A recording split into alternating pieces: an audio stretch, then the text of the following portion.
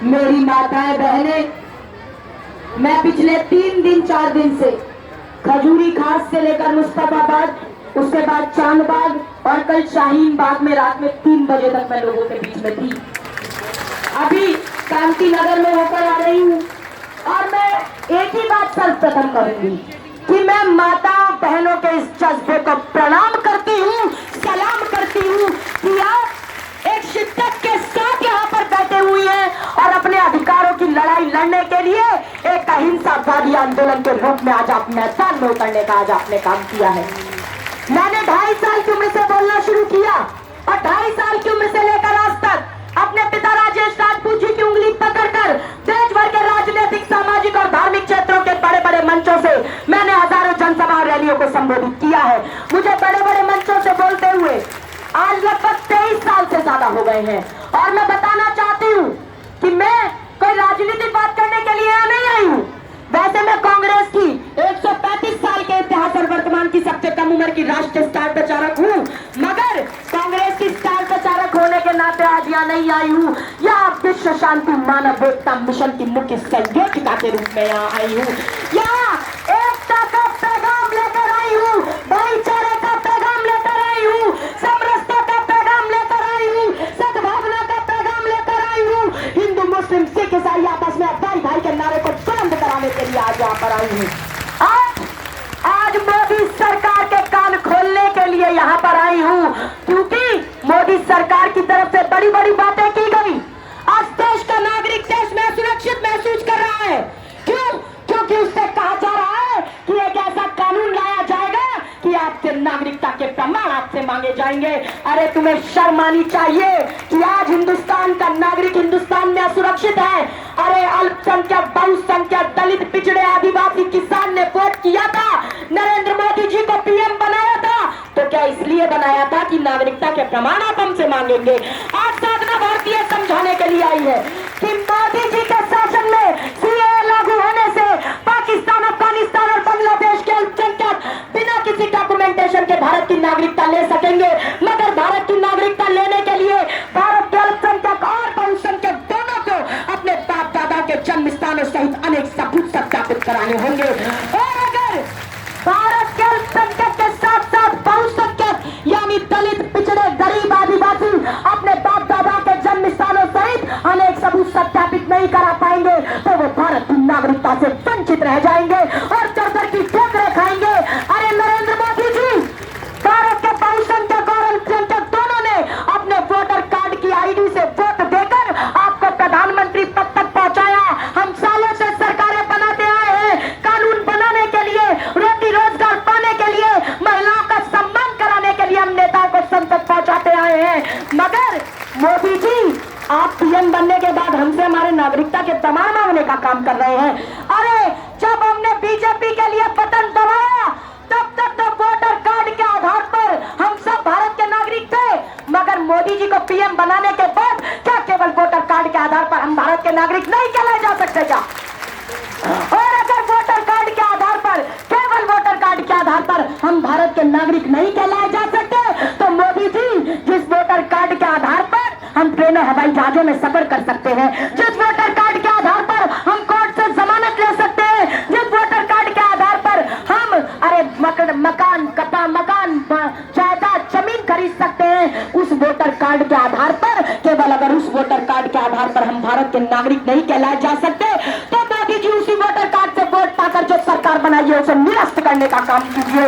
उतर जाइए प्रधानमंत्री की कुर्सी से और सबको नागरिकता के कार्ड उपलब्ध कराइए, सबको नागरिकता के कार्ड उपलब्ध कराइए और नागरिकता के कार्ड उपलब्ध कराते हमसे चुनाव कराइए। नागरिकता के कार्डों से वोट लेकर पहले पीएम बन के आइए, उसके बाद एनआरसी और एनपीआर को लाने का सपना सजाइए। आज साधना भारती पूछने के लिए आई है कि ये मैं बताना चाहती हूँ कि एनआरसी, एनपीआर केवल मुसलमानों के लिए घातक नहीं है, अरे ये हिंदू बहुसंख्यक के लिए भी घातक है। ये बात समझने की जरूरत है। न्यूज चैनल दिखा रहे हैं कि केवल मुसलमान आंदोलन कर रहा है। मैं शाहीन बाग गई, खजूरी खास गई, चांदबाग गई, अरे केवल मुसलमान आंदोलन नहीं कर रहा, मुसलमान के साथ साथ सिख, ईसाई सब लोग मिलकर आंदोलन करने का काम कर रहे हैं। बहुसंख्यक हिंदू मिलकर आंदोलन करने का काम काम कर रहे हैं, और अगर नहीं कर रहे होते तो ये हिंदुओं की बेटी साधना भारती यहाँ पर आपके बीच में आ जाकर बात नहीं कर रही होती, क्योंकि साधना भारती केवल हिंदुओं के घर में पैदा हुई है, मगर मैं इंसानियत की भावना को सर्वोपरि रखती हूँ, और इसीलिए आज आपकी बेटी बनकर आपके बीच में आई हूँ, आज आपकी बहन बनकर आपके बीच में आई हूँ, आज आपके परिवार के सदस्य होने के नाते आज साधना भारती आपके बीच में खड़े होकर बात कर रही है। और इसीलिए मोदी जी को यह समझाने के लिए आई हूँ कि तोड़ने और पाखंडता को तोड़ने का काम मत कीजिए मोदी जी। ये हिंदुस्तान संविधान पर चला है, और हमारा संविधान कहता है कि जात, धर्म, लिंग और रंग के आधार पर भेदभाव न हुआ है और न कभी होगा। हिंदुस्तान संविधान पर चला है और संविधान पर चलेगा। मैं देश की जनता को समझाने के लिए आई हूँ कि 31 अगस्त 2019 को भारत के पूर्वोत्तर राज्य असम के अंदर एनआरसी की आखिरी लिस्ट जारी हुई, जिसमें 19,06,657 लोगों के नाम शामिल नहीं थे। आखिर वो कौन लोग थे जिनके नाम शामिल नहीं थे? उसमें लगभग 3 लाख मुसलमान, मगर 16 लाख से ज्यादा बहुसंख्यक हिंदू अर्थात पिछड़े, दलित, किसान, वनवासी थे, जिनको इन्होंने शामिल करने का काम नहीं किया। मोदी जी ने कहा कि अरे शाहीन बाग में विरोध नहीं प्रयोग हो रहा है। अरे नरेंद्र मोदी जी, तुम्हारा चश्मा विदेशी है, तुम्हारा चश्मा अंग्रेजी है, तुम्हारे चश्मे के चारों तरफ फूट डालो शासन करो की नीति का प्रतिबिंब नजर आता है। अरे अपने इस नफरत के देश के कट्टरता के चश्मे को उतार कर देखो तो शाहीन बाग का विरोध प्रयोग नहीं, तुम्हें शाहीन बाग का विरोध अनुरोध नजर आएगा, अनुरोध नजर आएगा। और अनुरोध क्या है? वो अनुरोध है कि नरेंद्र मोदी जी संवैधानिक रूप से आगे आओ, संवैधानिक रूप से घोषणा करो कि भविष्य में एनपीआर और एनआरसी को लागू नहीं करोगे। और मैं बताना चाहती हूँ कि ये केवल मुसलमानों के लिए घातक नहीं है एनआरसी। मैं आपको समझाने के लिए आई हूँ कि बीजेपी और आरएसएस एनआरसी को लागू करके मुसलमानों की आड़ लेकर बहुसंख्यक हिंदू अर्थात पिछड़े, दलित, गरीब, आदिवासियों को भारत से बेघर करने का रास्ता बनाना चाहते हैं, हिंदुस्तान से बेघर कराना चाहते हैं, डिटेंशन कैंपों की जेलों में रखना चाहते हैं। मगर नरेंद्र मोदी जी ये समझ जाइए, ये हिंदुस्तान एकता के झंडे को बुलंद करता आया है। ये दिल्ली मिनी इंडिया कही जाती है, जहाँ ईद और दिवाली साथ साथ मनाते हैं। ईद पर मैं सेवैयां खाने घर जाती हूँ तो होली पर मुझे गुलाल लगाने मेरे मुसलमान भाई बहन मेरे घर पर आते हैं। ये वो हिंदुस्तान है जिसकी एकता अखंडता को तोड़ने का काम मत करो। और आज मैं आपके बीच में आई हूँ तो एक दुख की बात है कि महिलाओं के ऊपर टिप्पणियां की जा रही हैं। योगी आदित्यनाथ उत्तर प्रदेश के मुख्यमंत्री चाहते हैं और कहते हैं कि पुरुष तो रजाई ओढ़ कर सो रहा है और महिलाएं चौराहों पर बैठी हैं। अरे योगी आदित्यनाथ, ये महिलाएं चौराहों पर इसलिए बैठी हैं, अपने बच्चों और परिवार की सुरक्षा के लिए चौराहों पर बैठी हैं। अरे ये संविधान के संरक्षण के लिए चौराहों पर बैठी है। और तुम तो हठी योगी हो ना, मगर मुझे हठी योगी नहीं दिखाई देते, मुझे तो हेट योगी दिखाई देते हैं, नफरत फैलाने वाले योगी दिखाई देते हैं। तो हेट योगी जी, आप तो सनातन धर्म के हैं, हिंदू हैं, तो आपने सावित्री और सत्यवान की कथा सुनी होगी। साधना भारती को आज ये महिलाओं को देखकर सावित्री सत्यवान की कथा याद आती है। अरे उस सावित्री ने अपने पति की जान बचाने के लिए यमराज से लड़ाई करने का काम किया, यमराज से जान बचाकर अपने पति के लिए आई। अरे जिस यमराज को, जिस नारी के आगे यमराज को झुकना पड़ा, ये दो नारी है जो कि हमारे सनातन धर्म में कहते हैं अगर काली और चंडी का रूप धारण कर ले तो आतताइयों का संहार करने का काम करती है। ये दो नारियां हैं और योगी जी महिलाओं को अपमानित कर रहे हैं। अरे योगी जी, पहले उत्तर प्रदेश में बेटियों का हाल देखिए, आए दिन बलात्कार की घटनाएं होती है। अरे आपके विधायक कुलदीप सेंगर जैसे लोग सजाते हो जाते हैं बलात्कार करने के बाद, आपको शर्म आनी चाहिए। आप महिलाओं पर टिप्पणी करने का काम करते हैं। और नरेंद्र मोदी जी अपने मुख्यमंत्री को डांटते नहीं है। क्यों नहीं डांटते? क्योंकि राम और सीता को भी 14 वर्ष का वनवास हुआ था। यहाँ तो नरेंद्र मोदी ने अपनी पत्नी को आजीवन जीते जी वनवास पर भेजने का काम किया।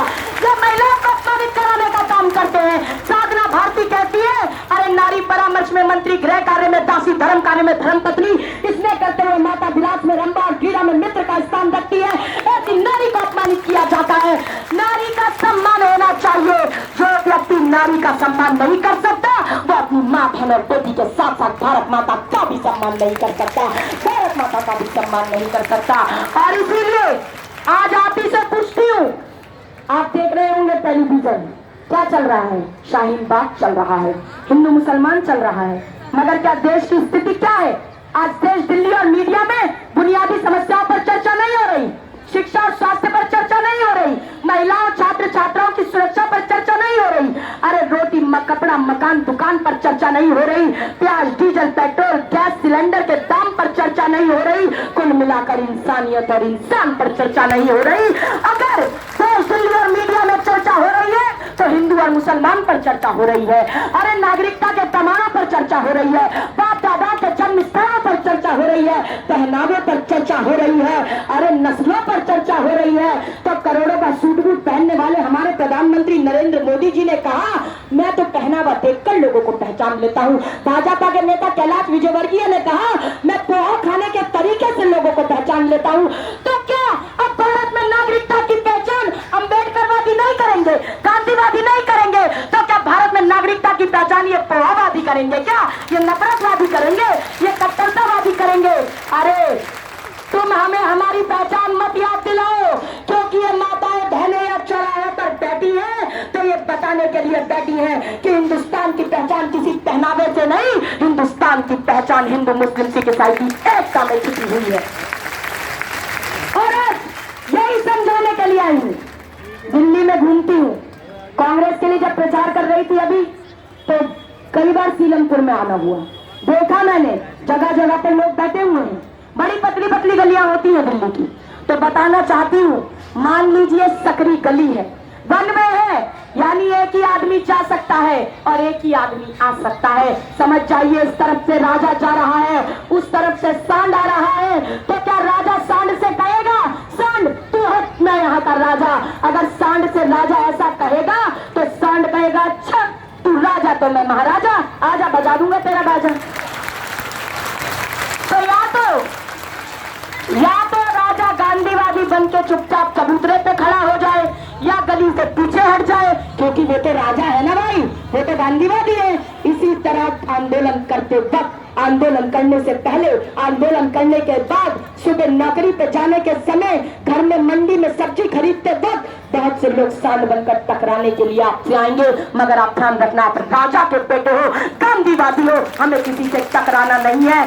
अरे साधना भारती तो हिंदू मुस्लिम सिख ईसाई की एकता की बात करती है, मैं तो समरसता की बात करती हूँ, मैं तो अखंडता की बात करती हूँ, मैं तो सद्भावना की बात करती हूँ, मैं तो सौहार्द की बात करती हूँ, और वही बात करने आई हूँ। मेरा मानना है कि वाणी को वीणा बनाओगे तो संगीत बजेगा, लेकिन मोदी जी अगर वाणी को बाण बनाओगे तो महाभारत हो जाती है। इसीलिए वाणी का ध्यान रखो, और हमें भी वाणी का ध्यान रखना है, क्योंकि हम किसी से लड़ाई करने के लिए नहीं बैठे, हम किसी को गाली देने के लिए नहीं बैठे, हम किसी से हाथापाई करने के लिए नहीं बैठे, हम गोली चलाने के लिए नहीं बैठे, अरे हम तो हमारे अधिकारों की लड़ाई लड़ने के लिए गांधीवादी तरीके से बैठे हैं और बैठे रहेंगे। अभी एक सज्जन भाषण दे रहे थे तो उन्होंने कहा, कल अमित शाह से मिलने जा रहे हैं, मगर पूरी उम्मीद है कि अमित शाह जी बात नहीं सुनेंगे। अरे लेकिन मुझे उम्मीद है महिलाओं का जज्बा देखते हुए कि कल तो शाहीन बाग से महिलाएं जा रही हैं, अभी कुछ दिन और रुक जाओ, खुद अमित शाह शाहीन बाग में आने का काम करेंगे, क्योंकि हमारा जज्बा, हमारी विचारधारा लड़ने की नहीं है, इनकी विचारधारा है कि लड़ने की। 30 जनवरी का वो दिन होता है जब महात्मा गांधी जी की हत्या गॉडसे ने कर दी थी, हम उनकी पुण्यतिथि मनाते हैं, मगर दुर्भाग्यवश 30 जनवरी 2020 का वो दिन था जब गॉडसे की विचारधारा के एक नाबालिग व्यक्ति ने जामिया में अहिंसावादी आंदोलन कर रहे लोगों पर गोली चलाने का काम किया। और मैं बताना चाहती हूँ, शाहीन बाग में गोली चलाई। अरे मगर ये समझ जाए कि हम गोली और गाली से डरते नहीं हैं, मगर हम गांधीवादी हैं, हम गोली और गाली की बात करने के लिए यहाँ नहीं बैठे हैं। हम अहिंसा पर चले हैं और अहिंसा पर चलकर आगे बढ़ने का काम करेंगे। हम अपनी वाणी को वीणा बनाएंगे। अब कैसे बनाएंगे समझाने के लिए बता देती हूँ। एक घर में शादी हुई तो नई भाभी आई, भाभी के तो 2 देवर, मगर भाभी की काणी। अब भाभी की शादी हुई तो बड़े देवर ने कहा, अरे काणी भाभी जरा पानी पिलाना, तो भाभी ने कहा कुत्ते को पिला दूंगी लेकिन तुझे नहीं पिलाऊंगी। अब छोटे देवर ने कहा कि रानी भाभी जरा पानी पिलाना, तो उसने कहा, अरे देवर जी तुम्हें पानी क्यों, तुम्हें तो शरबत पिलाऊंगी। एक ने काणी भाभी कहा तो गाली सुनने को मिल गई, एक ने रानी भाभी कहा तो मिठास हो गई, एक ने वाणी को बाण बनाया तो महाभारत हो गई। इसीलिए वाणी को वीणा बनाकर चलिए तो आपका संगीत जीवन में बजेगा, संगीतमय जीवन होगा। एकतावादी संगीतमय जीवन बनाना है तो हम तो भैया वाणी को वीणा बनाकर चल रहे हैं, हम तो गाली नहीं देते। लेकिन योगी जी कहते हैं कि गाली से नहीं मानेंगे, गोली से नहीं मानेंगे तो गोली से मानेंगे। अरे गोली की बात नाथुराम गॉड से करता था, हम गोली की बात नहीं करते, हम एकता की बात करते हैं। मगर योगी जी आप क्यों गोली की बात कर रहे हैं? इसीलिए कर रहे हैं क्योंकि ये योगी जी उसी पार्टी से आते हैं जिस पार्टी के अंदर आतंकवाद की आरोपी प्रज्ञा सिंह ठाकुर को जिसने संसद में पहुंचाने का काम किया, और जिस प्रज्ञा सिंह ठाकुर ने नाथुराम गॉडसे को देशभक्त बताने का कुकृत्य करने का काम किया। इन्हें शर्म आनी चाहिए। दूसरी तरफ अमित शाह जी ने कहा कि अरे ऐसा बटन दबाओ कि करंट शाहीन बाग को जाकर लगे।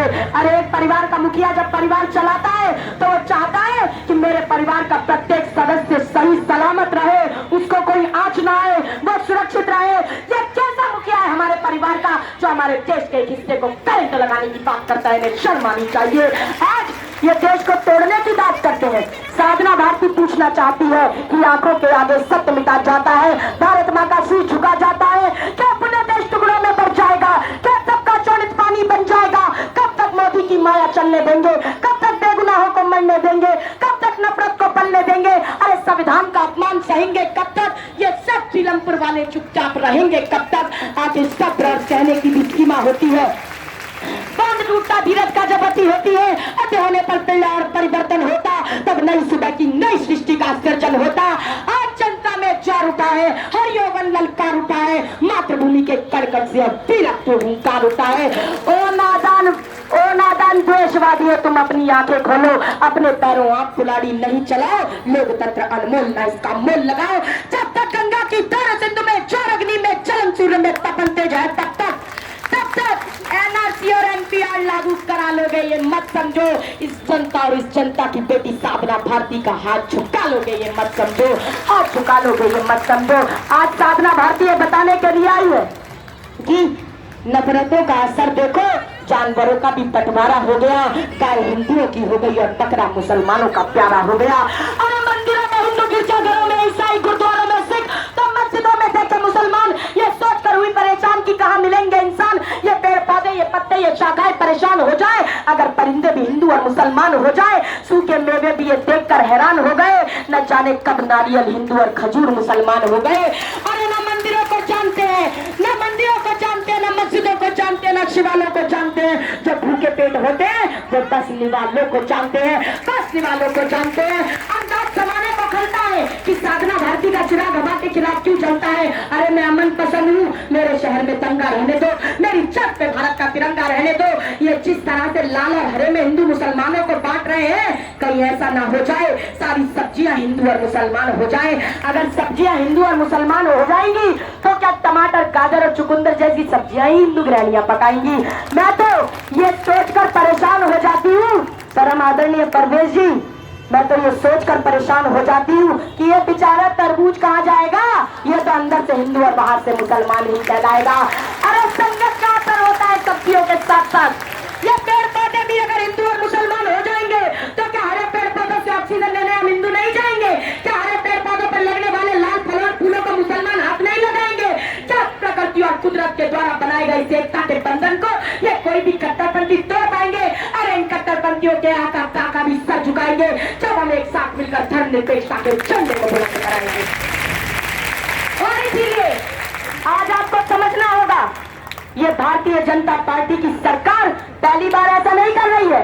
सन 2007 के विधानसभा चुनावों में भाजपा के भस्मासुरों ने सांप्रदायिकता के सांपों ने सांप्रदायिकता के संगीत की सीडी बनाई थी, जिसे उत्तर प्रदेश के लोगों तक लुक्का छिपी से पहुंचाई थी। उत्तर प्रदेश में मजहबी महाभारत की बीन बजाई थी। 13 सितंबर 2013 को भाजपा ने नरेंद्र मोदी को पीएम का दावेदार बनाया और तभी आईबी ने देश के 12 प्रदेशों में सांप्रदायिक दंगों का अंदेशा जताया। अरे भाजपा के सांप्रदायिक दंगों के दागी गुजरात से तड़ी पार अमित शाह को अरे गुजरात से प्रभारी बनाकर उत्तर प्रदेश पहुंचाया और शाह के उत्तर प्रदेश पहुंचते ही मुजफ्फरनगर दंगों से दहलाया। 21 सितंबर 2013 को भाजपा के नेता संगीत सोम को उत्तर प्रदेश की सरकार ने सांप्रदायिकता की सीडी बांटने के आरोप में जेल पहुंचाया ने मुजफ्फरनगर के दंगों को काबू कराने के लिए सेना को मुजफ्फरनगर पहुंचाया। इस भाजपा ने तो पहले ही राम की झूठी सौगंध दिखाई थी, फिर भी भाजपा के भस्मासुरों को शर्म नहीं आई थी, भाजपा के भेड़ियों को शर्म नहीं आई थी। भाजपा ने गुजरात में गदर का रास्ता अपनाया, दुर्योधन के दादा ने दंगा भड़काने की साजिश रचाई। ये बात आपकी बेटी साधना भारती नहीं कह रही, ये बात पत्रकार बंधुओं ने बताई, ये बात टेलीविजन के न्यूज चैनलों ने दिखाई। अरे भाजपा अर्थात भारत चलाओ पार्टी के जल्लादों, अरे नरेंद्र मोदी और अमित शाह के शकुनी मामा, अपनी हरकतों से बाज आ जाओ। इंसान की जिंदगी में जहर के बीच होने वाले मान जाओ। अरे कुर्सी की खातिर खून खराबे का कंजर मत बनाओ। मानवता के पुजारी महात्मा गांधी जी की हत्या करने वाले गॉडसे के नातियों मान जाओ। अरे आतंकवाद के आरोपियों को संसद मत पहुंचाओ। नाथुराम गॉडसे की विचारधारा से इस देश को बचाओ। अगर तुम बाज नहीं आए तो इस जनता की बेटी साधना भारती के आक्रोश से, धर्म निरपेक्षता की चोट से तुम्हें तुम्हारा आका, काका और चाचा भी नहीं बचा पाएगा। जब तक साधना भारती जिंदा रहेगी तब तक सांप्रदायिकता के साहूकारों की साजिशें कभी कामयाब नहीं होने देगी, क्योंकि बहुसंख्यक हिंदू अर्थात पिछड़े, किसान, नौजवान, आदिवासी, दलित मेरे साथ है, हिंदू मेरे साथ है, मुसलमान मेरे साथ है, हर इंसान मेरे साथ है। अरे ये सीलमपुर की जनता मेरे साथ है, इस देश के 131 करोड़ लोग मेरे साथ है।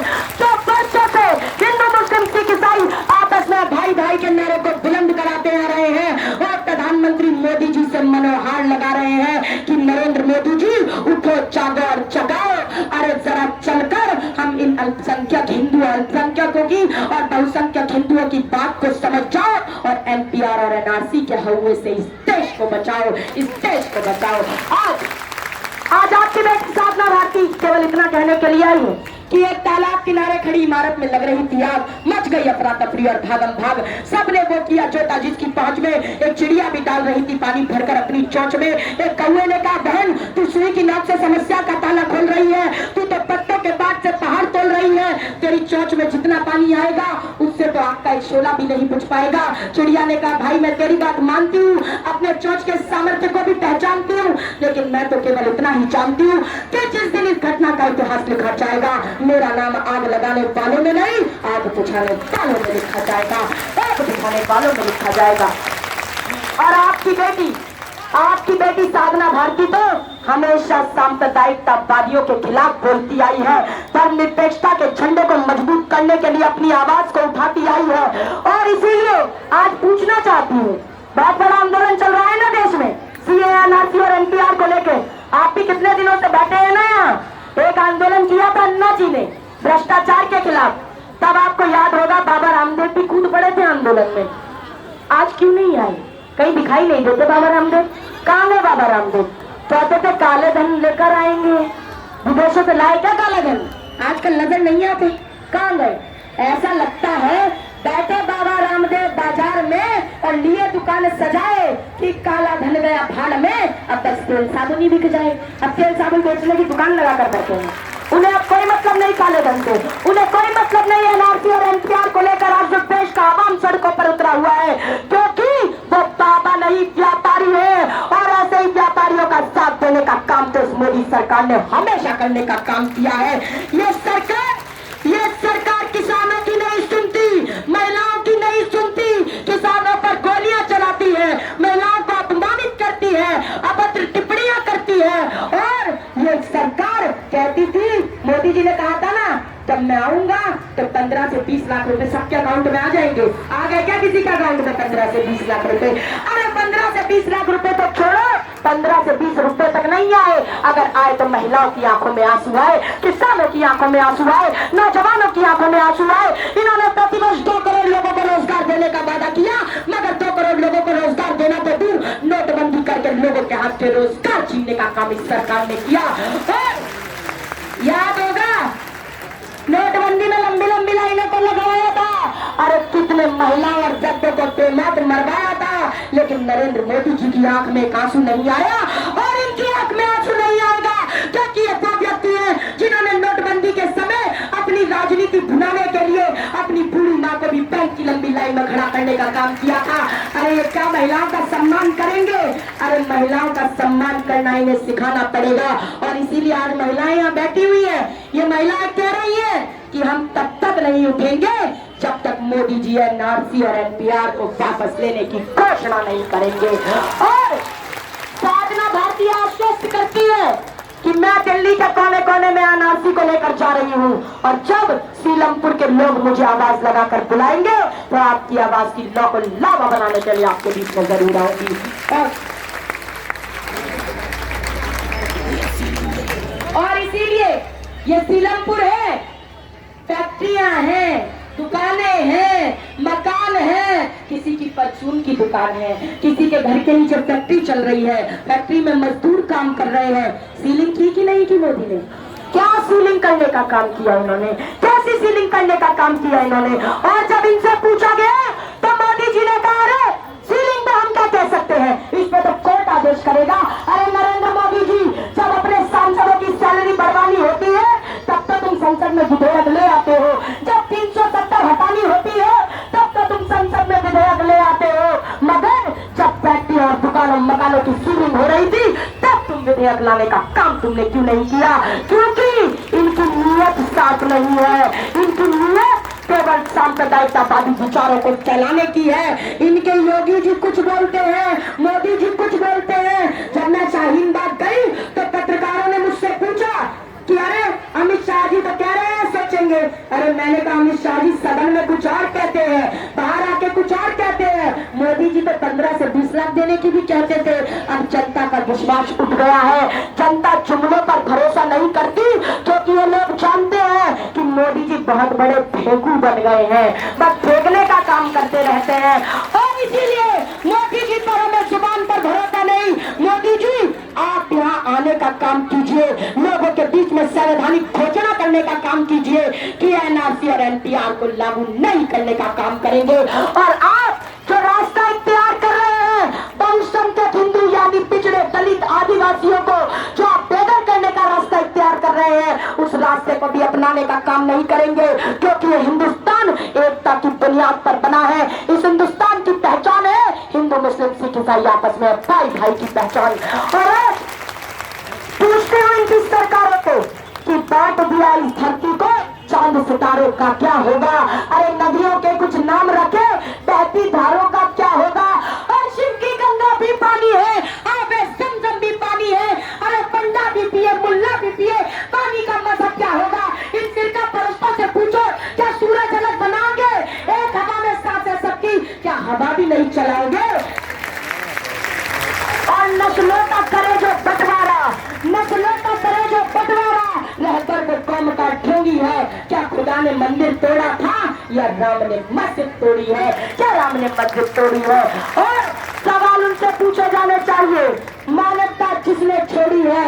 और ये तो राम की भी झूठी सौगंध खा गए थे, लेकिन केवल इतना ही कहूंगी कि आप ये बेवकूफ मत बनाइए जनता को राम के नाम पर, कभी एनआरसी के नाम पर, कभी एनपीआर के नाम पर। समझ जाइए मोदी जी, राम नहीं मिलते ईटा और कारा में, राम मिले निर्धन की अर्शी धारा में, राम मिले है वचन निभाती आयु को, राम मिले है घायल पड़े जटायु को, राम मिले है अंगद वाले तार में, राम मिलेंगे पंचवटी की छाव में, राम मिले हैं मर्यादा से जीने में, राम मिलेंगे बजरंगी के सीने में, राम मिले हैं वचनबद्ध वनवासों में, राम मिले हैं केवट के विश्वासों में, राम मिले हैं अनुसैया की मानवता को, राम मिले हैं सीता जैसी पावनता को, राम मिले हैं पत्थरबनी अहिल्या को, राम मिले हैं ममता महिमा कौशल्या को।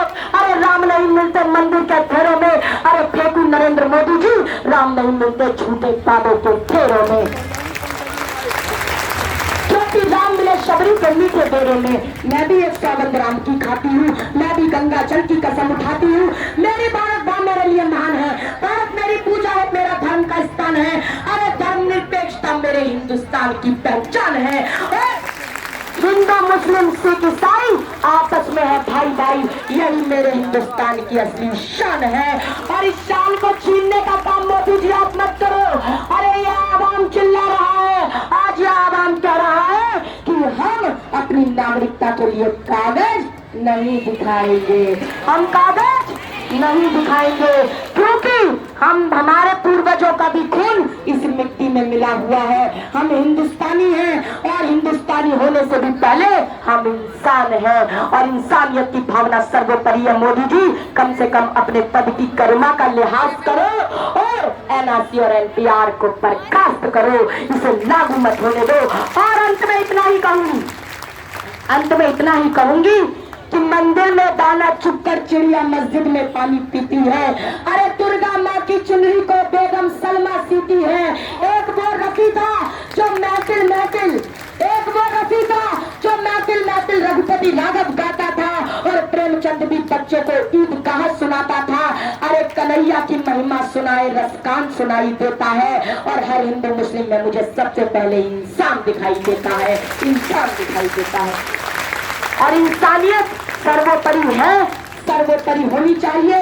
अंत में इतना कहूंगी कि ये हिंदुस्तान संविधान पर चला था, संविधान पर चला है और आगे भी केवल संविधान पर ही चलेगा।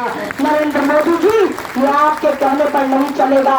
और इसीलिए अंतिम में आश्वासन मांगना चाहती हूँ, इस बात का आश्वासन कि अगर आप चाहते हैं कि ये जो मुसलमानों की आड़ में एनआरसी लागू करके बहुसंख्यक हिंदू यानी पिछड़े आदिवासी दलितों को भी बेघर करने का रास्ता बना रहे हैं, आप चाहते हैं कि ये रास्ता न बनाया जाए, अगर आप चाहते हैं धर्मनिरपेक्षता का झंडा बुलंद रहे, अगर आप चाहते हैं एनआरसी और एनपीआर लागू ना हो, तो जितने भी लोग हैं सभी मेरे परिवार के सदस्य समान है, दोनों हाथों को खड़ा करके आश्वासन दे दीजिए। पीछे मेरी चाचियां, दादियां, मेरी बहनें, मेरी भाभियां, सभी लोगों ने सभी मेरे पर, मेरी दादियों ने हाथ खड़े कर लिए, मेरी बहन ने भी छोटी सी ने हाथ खड़े कर लिए और मेरी यहाँ चाचियों ने, भाभियों ने, बहनों ने, छोटी बहन ने हाथ खड़े कर, पीछे तक हाथ खड़े। अरे आपकी बेटी साधना भारती नहीं थकती और आप थक जाते हैं। दादाजी हाथ खड़े कर लो, हाथ खड़े कर लो, सभी सब हाथ खड़े कर लिए। एनआरसी और एनपीआर को लागू नहीं होने देंगे ना? जब हाथ खड़े कर ही लिए हैं, लागू नहीं होने देंगे और अहिंसावादी रूप से बैठे रहेंगे, तो तालियों की गड़गड़ाहट से आश्वासन दिला दीजिए। और ये तालियों की गड़गड़ाहट बता रही है, मैं देख रही हूँ बैरिकेड के पीछे लोग खड़े हैं, रोडों पर लोग खड़े हैं। ये जनता केवल मुसलमान नहीं है। अरे मोदी जी देख लेगा, सड़कों का हर आदमी आज एनआरसी और एनपीआर को लागू कराने का विरोध कर रहा है।